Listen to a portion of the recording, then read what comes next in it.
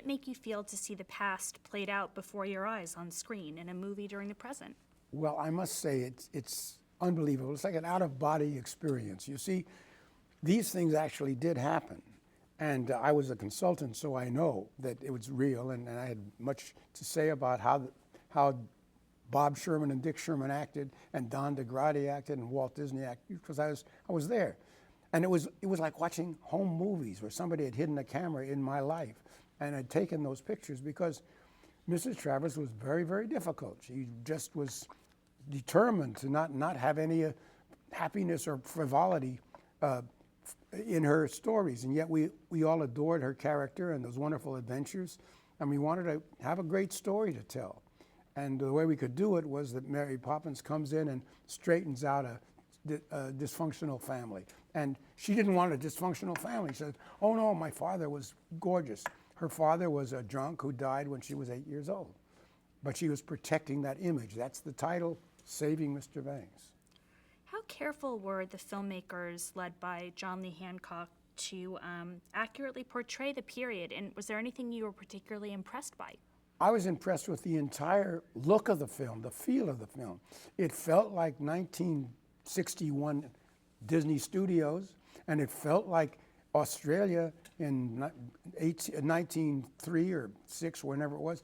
Absolutely, it was amazing. I thought the authenticity and everyone connected with this film slaved over getting it authentic and real, even to the fact that my music clip that was up on my piano was duplicated. The one that I had at the studio, which I still have, they took it, duplicated it, gave me mine back. And that's how careful they were in everything. Posters, everything that you saw in that film was exactly the way it was. And it was kind of weird for me because I was stepping back 50 years.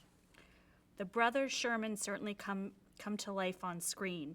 How much were you able to inform Jason Schwartzman and B.J. Novak about playing yourself and playing your brother? Well, number one, they're very wonderful, talented young actors. They're terrifically gifted guys. And Jason, who was playing me, happens to be a musician. He's not only that, he's a drummer. He's a very energetic young man, and he's very much like I was then, still am to a degree. And Bob was very much more quiet, stoic, a very deep thinker.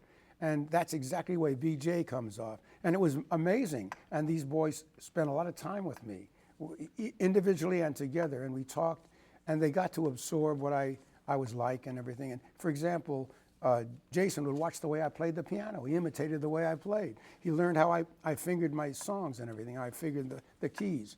And it was a wonderful experience for me to see how he did that. And then when I was watching the film being shot, I said, oh my God, it's amazing. It sounds like I'm doing it. So you got to meet everyone and experience them in real life. What was your impression of Walt Disney, and what was it like working with him and getting to know him?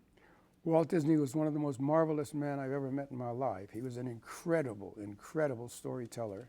He was an actor in his own right. I mean, he performed all the characters he wanted to. And when it came to Mary Poppins, he was absolutely possessed with the idea of making a great movie. He wanted to make a great, great, great movie. And he felt that we were the guys that maybe could help him do it. And Don DeGrady, Bob, and myself, along with Walt, conjured up this storyline. And Walt felt this is the way we can tell the Mary Poppins story with this background in it. And he was wonderful. He was very encouraging to us. He was very thoughtful.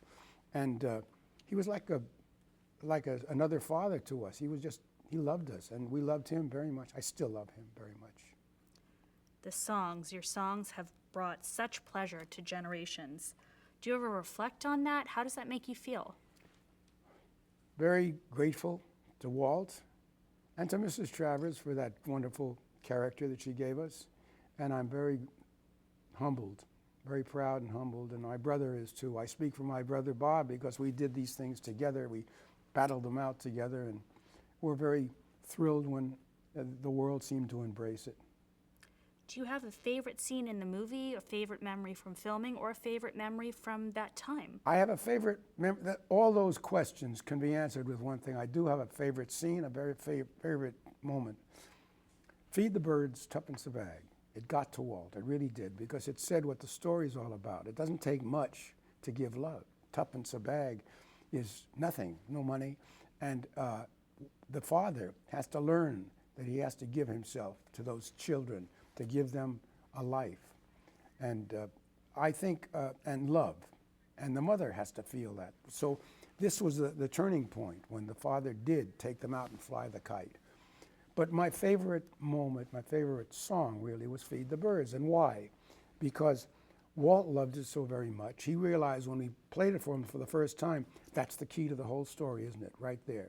The father has to learn how to feed the birds, his little kids. Right, Walt, that's it.